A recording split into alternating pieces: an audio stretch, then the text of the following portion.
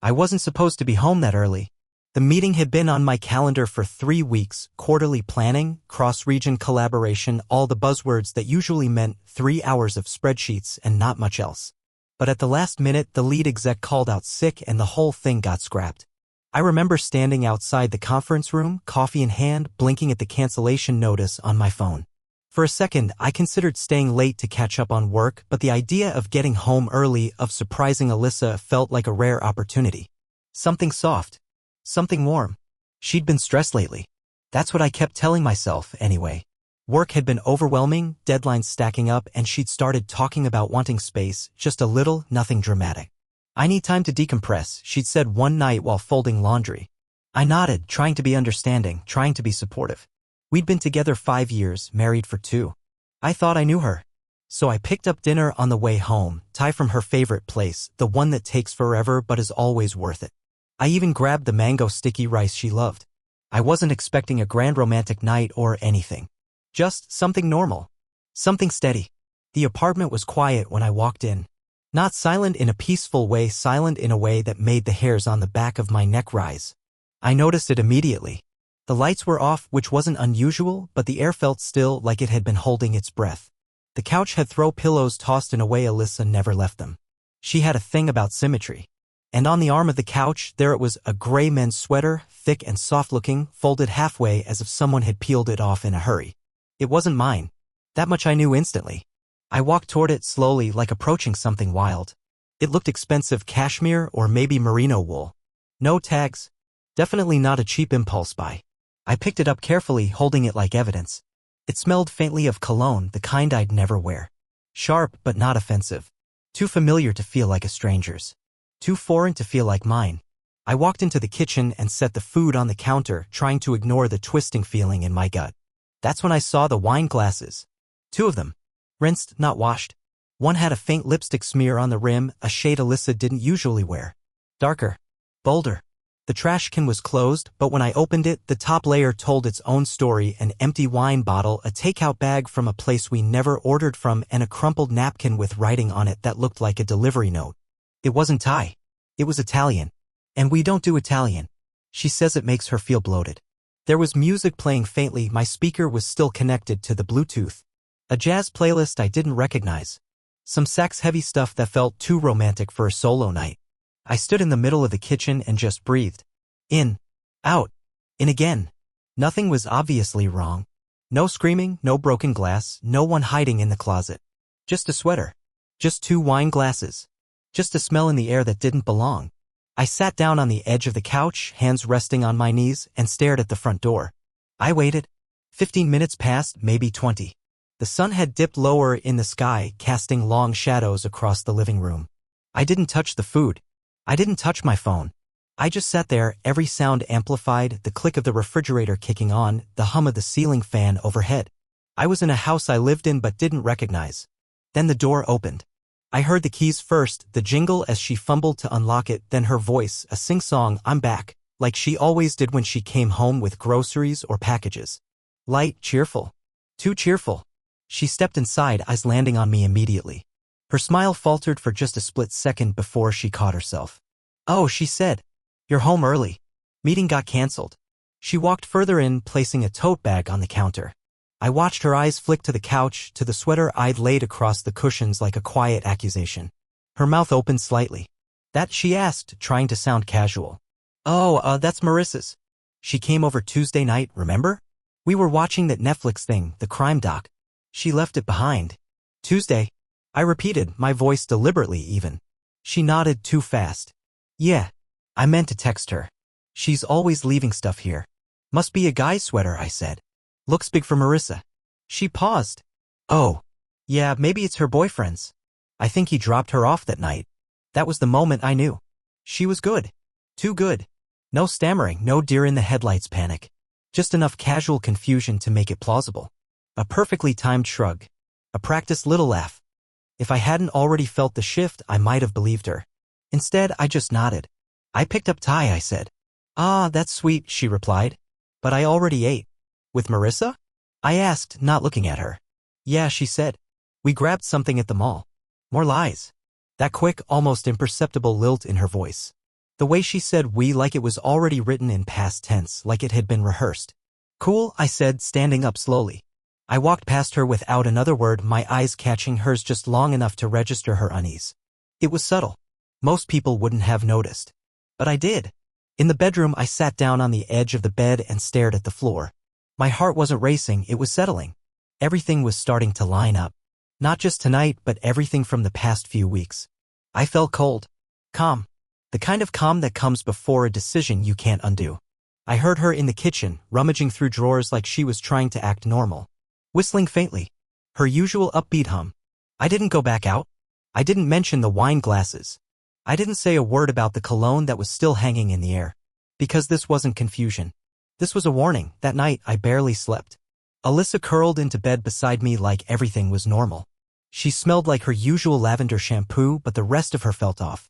She said goodnight, reached for my hand, and I let her hold it for a few seconds before pretending to drift off. I didn't want to talk. I didn't want to lie. And I sure as hell didn't want to hear another explanation that barely held together. Instead, I stared at the ceiling, heart thudding slowly, rhythmically, like a ticking clock counting down to something inevitable. I wasn't the jealous type. Never had been. In fact, I used to pride myself on how much I trusted her. Friends would joke that I was too chill about Alyssa going out, that if the roles were reversed, their wives would flip. But I always brushed it off. She's independent, I used to say. I don't want to be the guy who needs a tracker on his partner. Now, I started to wonder if being hands-off made me an accomplice in my own downfall. I lay awake replaying the last few months. It was like someone turned on the lights in a room I hadn't realized was dark. The changes were there.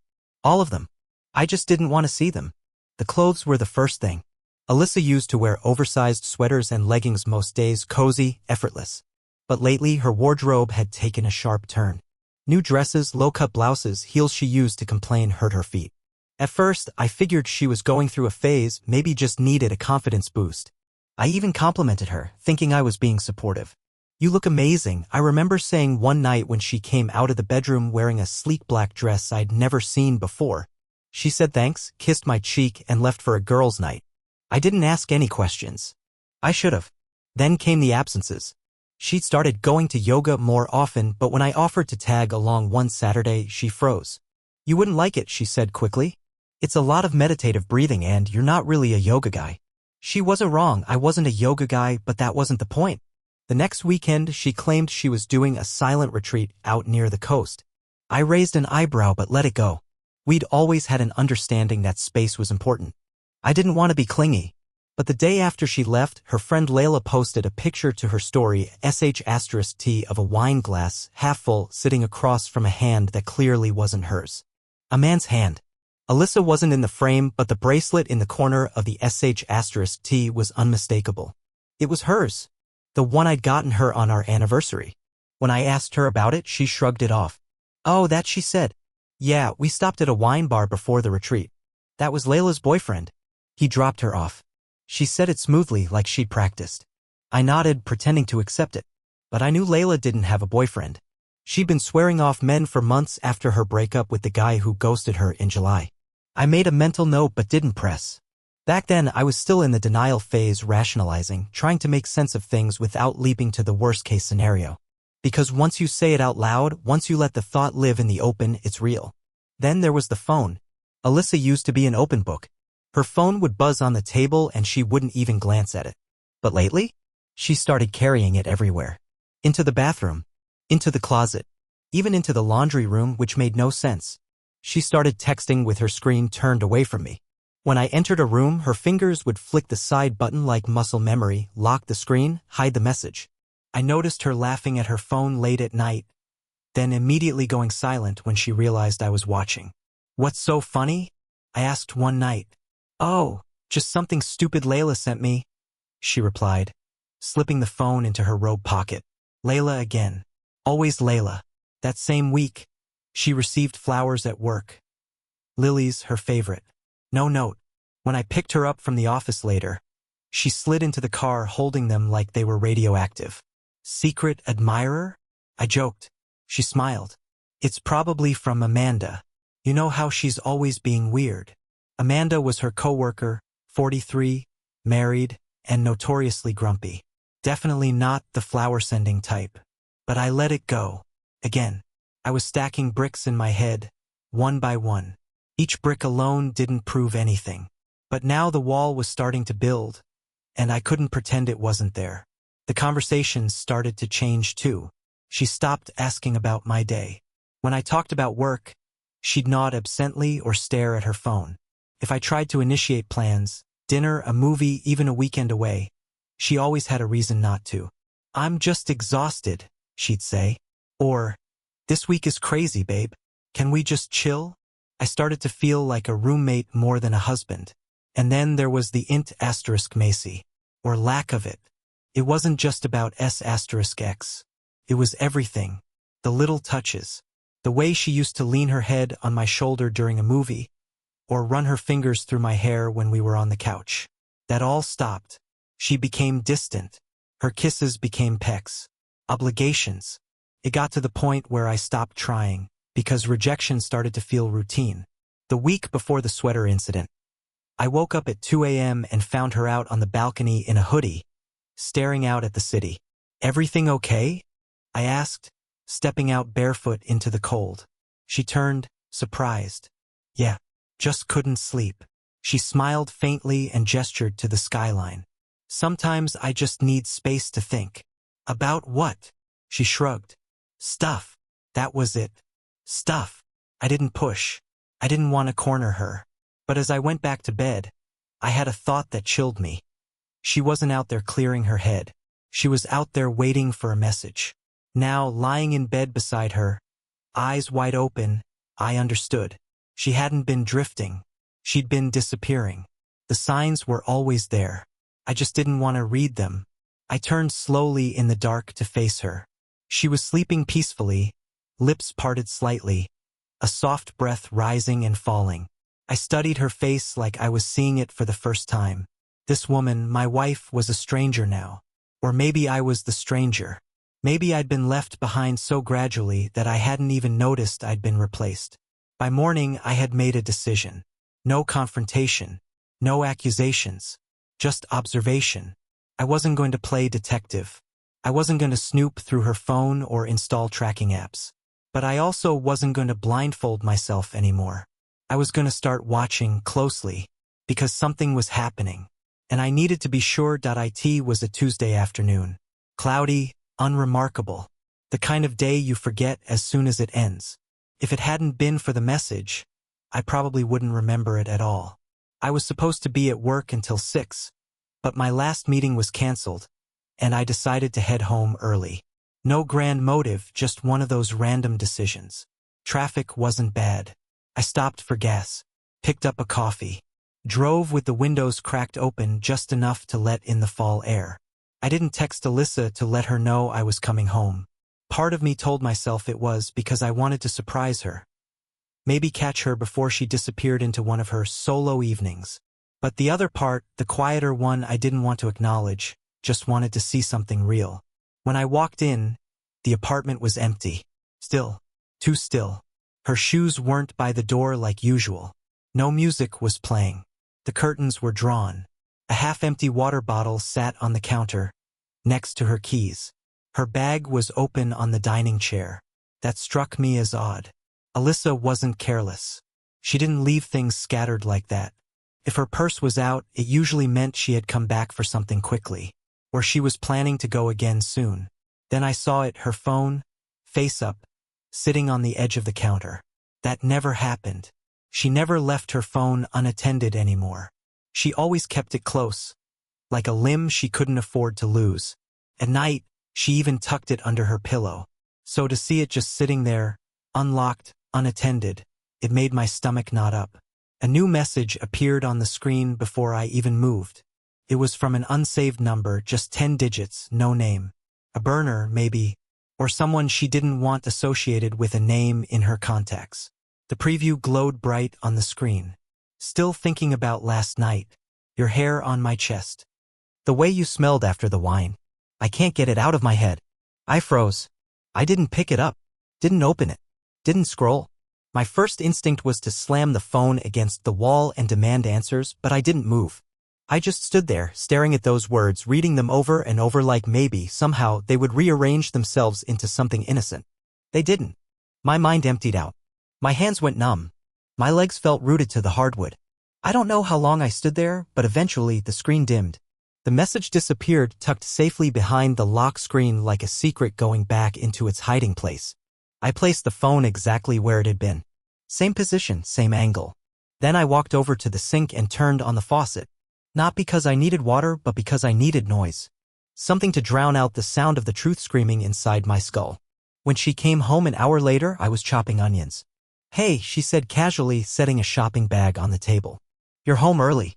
"Yeah," I said, voice level. "Last meeting got pushed. Thought I'd cook." She smiled too naturally. She was wearing that rust-colored jacket I used to love. Her lipstick was perfect. Her hair was pinned back, just a little messy in that effortless way that's never actually effortless. She walked over and kissed my cheek, pulling away too fast. Like her lips didn't want to linger. "Everything okay?" she asked. "Yeah," I said. "Why?" She shrugged. "You just seem quiet." I smiled. "Just tired." She nodded and started unpacking her bag, almond milk, kale, protein bars. A health haul. Another shift I'd failed to register earlier. A few months ago, her diet was all pasta and chocolate. Now she was suddenly clean eating. Said it made her feel lighter. I didn't press. She talked while she worked. About the weather. A weird customer she'd had earlier. A podcast she'd listened to in traffic. I nodded when appropriate. Said in all the right places. I played my part like a man who didn't just see the ghost of another man's hands on his wife's body. Dinner was quiet. I made stir-fry and she said it was good twice, like she was trying to prove something. She barely touched her food. After, she offered to clean up, but I insisted. "You cooked. Let me take care of it," she said. As she moved around the kitchen, I watched her. The way she tucked her hair behind her ear.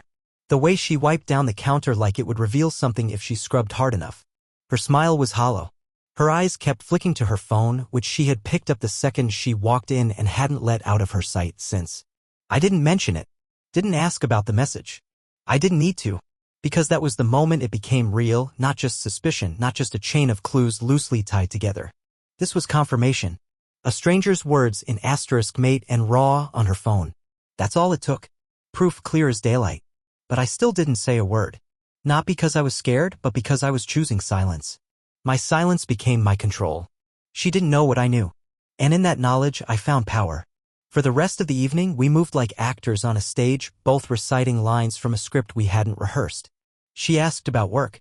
I answered. I asked about her day. She gave me a version of it, polished and vague. We watched half an episode of something forgettable.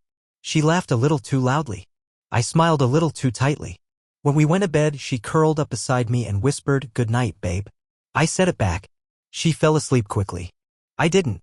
I stared at the ceiling for what felt like hours, the words from that message pulsing behind my eyes. "Your hair on my chest. The way you smelled after the wine." They weren't just words, they were an image. A moment I wasn't part of. A life happening parallel to mine without my permission. I didn't cry. I didn't scream. I just lay there absorbing it.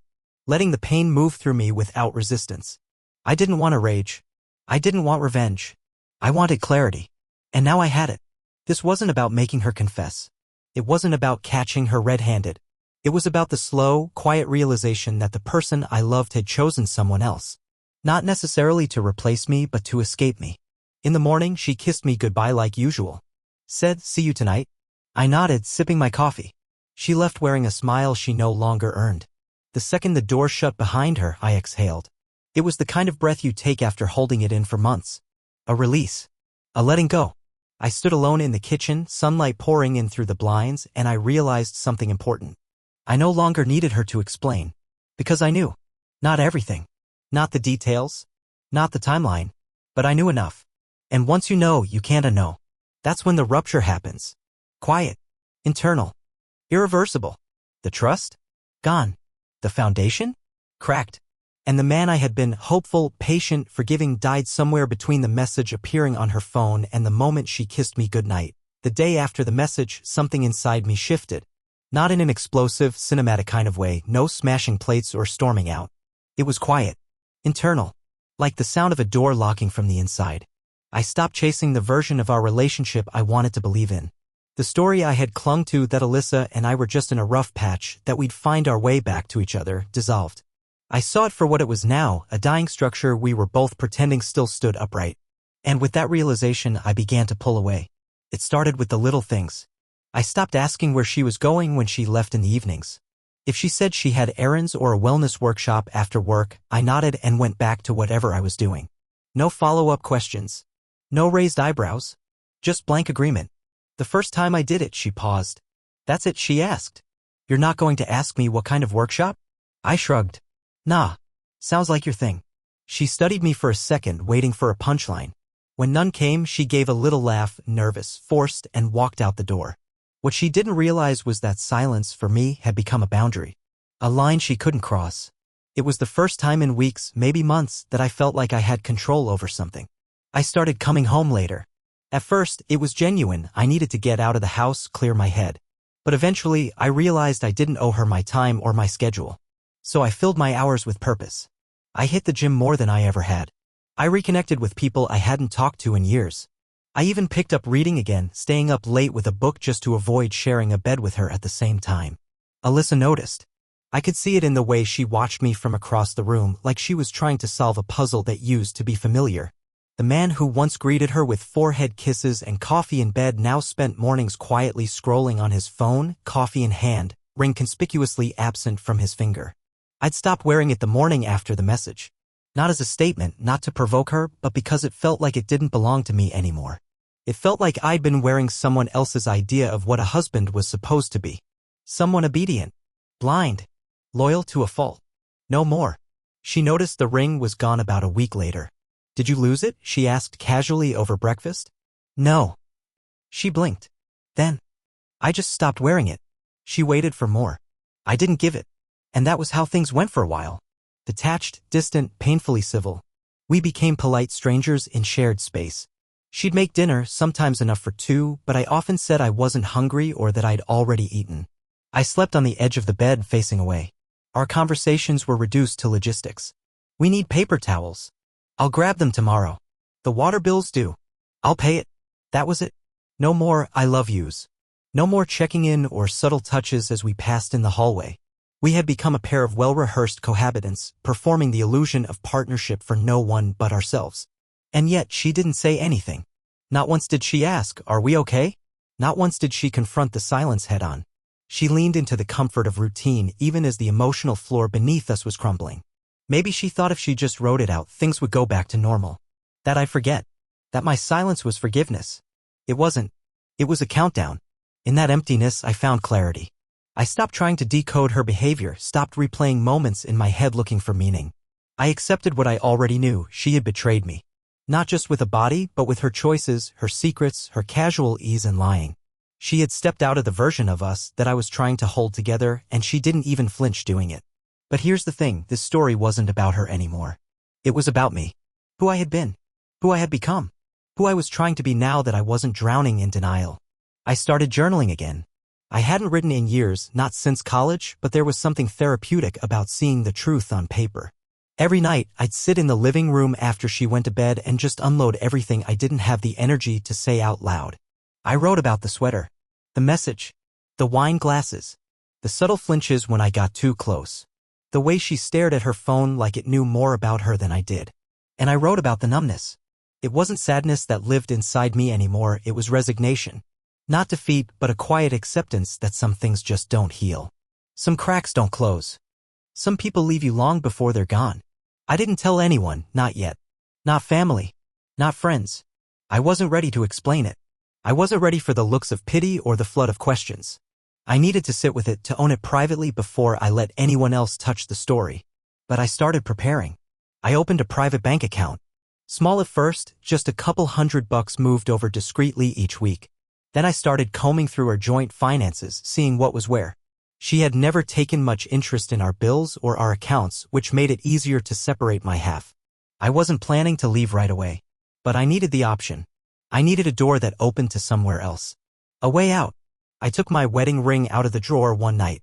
Held it in my palm, stared at it under the soft light of my bedside lamp. It felt cold. Heavy. Like a relic from a life I didn't live anymore. I put it back. That same night, I saw her crying in the bathroom. The door was cracked. She didn't know I could see her. She sat on the floor, knees tucked to her chest, mascara running.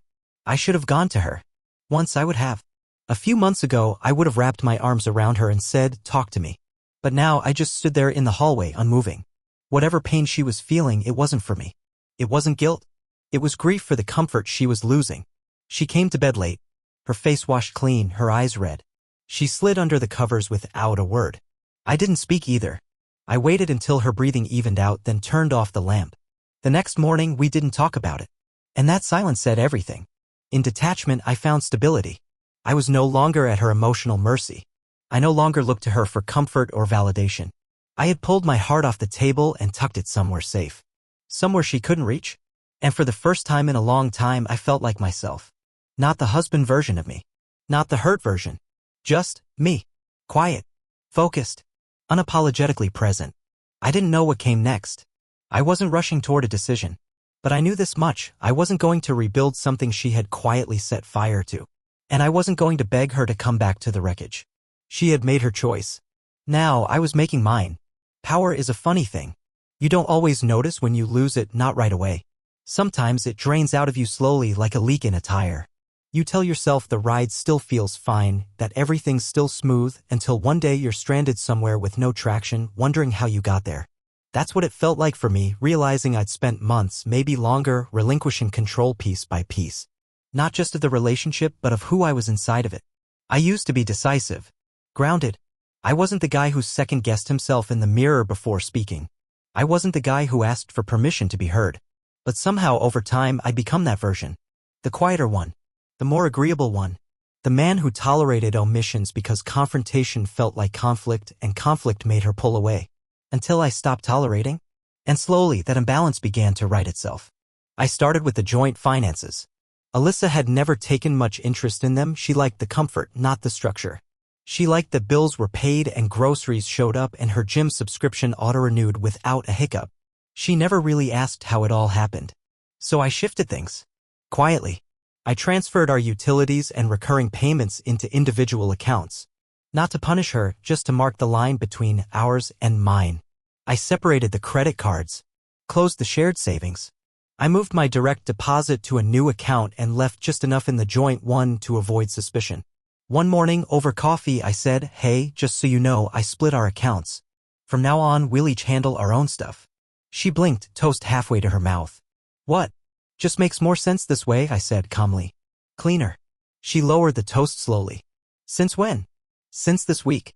She looked at me for a moment, trying to gauge if this was a punishment or a phase. I gave her nothing but a neutral expression. It wasn't a threat. It was a mirror. A reflection of what our relationship had become. Parallel lives under the same roof. "Is this because of something I did?" she asked, softer now. I shrugged. "It's just practical." And that was it. She didn't argue, but she wasn't at peace with it either. I could tell by the way she started checking her account more often. By the way she muttered under her breath about how expensive everything's getting. The safety net she'd grown comfortable with was gone. And she was starting to notice just how much comfort she'd relied on. The next change was social. Alyssa used to bring me to events, to parties, networking mixers, charity things I didn't understand but smiled through because I loved her. But over the past year, she'd started going solo more often. At first, I thought it was about me. Maybe I wasn't charming enough or dressed well enough for her crowd. But now I saw it differently. She didn't want me there because I didn't fit the fantasy she was curating.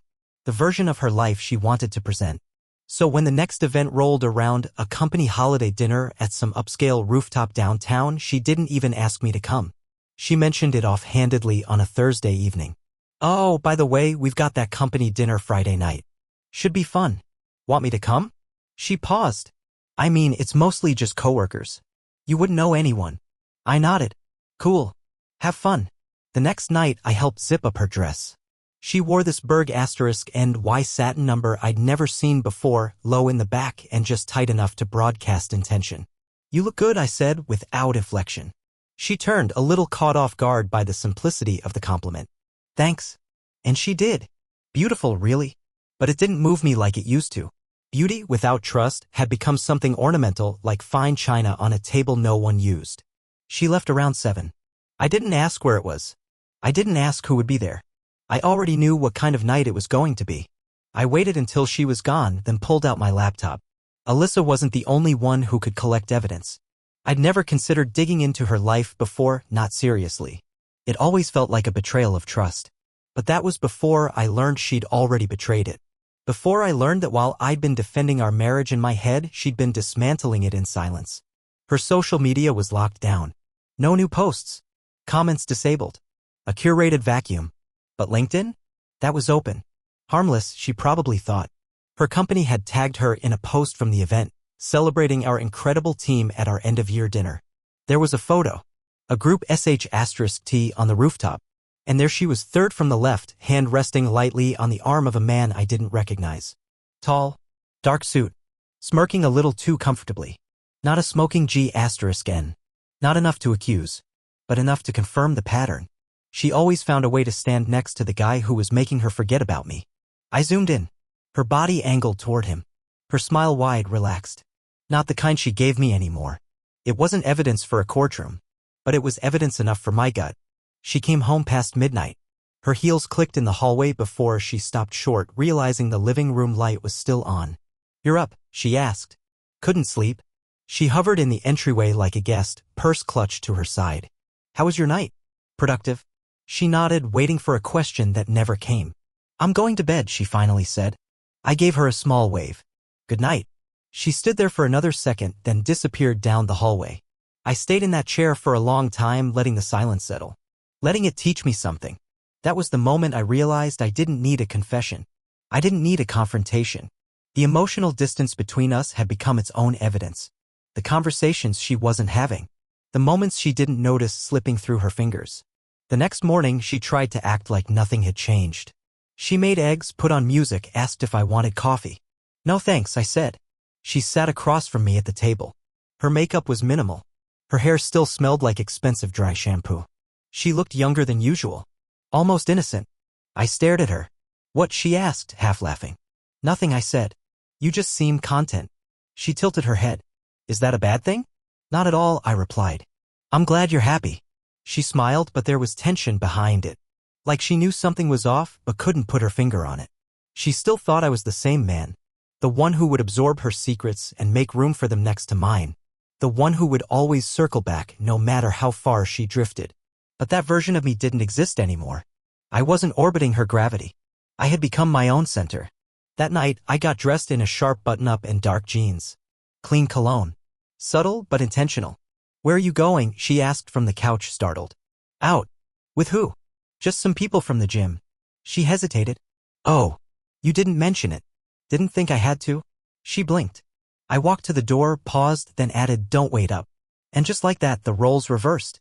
For once, she was the one left in the silence. Sitting alone with the empty wine glass. Staring at the door after it closed. I wasn't trying to make her jealous. I wasn't even angry. I just wasn't afraid of her reactions anymore. And that freedom? That was power. 2 days later, I was gone. No warning, no dramatic goodbye, just an emptied closet, bare shelves, and the quiet echo of absence. I left the apartment keys in a drawer and took only what was mine. When Alyssa returned, I imagined the silence greeting her first. No note, no anger. Just a void she couldn't explain away. She texted me confused, not remorseful. Called twice. Said, "We need to talk." But it was too late. My exit wasn't about revenge. It was about reclaiming myself from a life that no longer felt like mine. Her texts kept coming for a while, little bursts of guilt dressed as confusion. "Why didn't you say anything? We could have worked it out." But none of them addressed the truth. Not the sweater. Not the message. Not the emotional erosion between us. She offered apologies without ownership. And I offered silence without room for return. Because what she never understood was that healing sometimes means walking away, not fixing what was meant to break.